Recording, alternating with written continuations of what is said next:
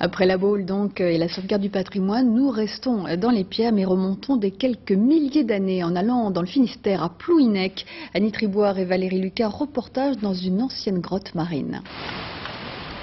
Le sentier est bien connu des randonneurs qui foulent, sans le savoir, un territoire fréquenté par l'homme pré-néandertalien. Et là où le néophyte n'aperçoit que de vulgaires galets, l'archéologue découvre des éclats de silex taillés il y a 500 000 ans. Pour comprendre comment se présentait le site à l'époque de ses premiers habitants, il faut se rendre à une centaine de mètres de là. Avant que la voûte ne s'effondre, il ressemblait en effet à cette cavité marine.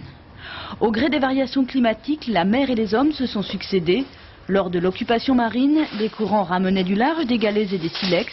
Bien des siècles plus tard, lorsque les hommes se réappropriaient la grotte, ils trouvaient ici la matière première pour la fabrication de leurs outils et un abri pour leur survie. On peut imaginer que sur des promontoires comme ceci, dans ces abris, ils pouvaient dominer une petite plaine littorale lorsque la mer était éloignée à 10 ou 15 km de la côte actuelle, plaine dans laquelle il pouvait y avoir le gibier qu'ils pouvaient éventuellement en chasser, ou plutôt charogners.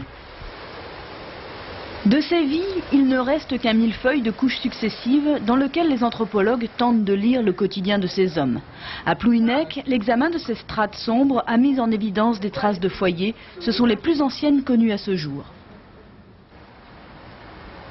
On a par exemple ici dans la couche 7, une lentille de sable fortement rubéfiée, fortement brûlée, donc rougie par l'action du feu.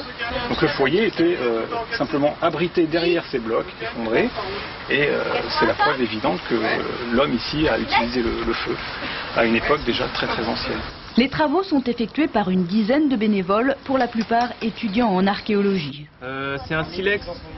Ouais, silex en une fois. Toutes les pièces trouvées, outils ou éclats de silex feront l'objet d'un relevé indiquant leur position sur le site.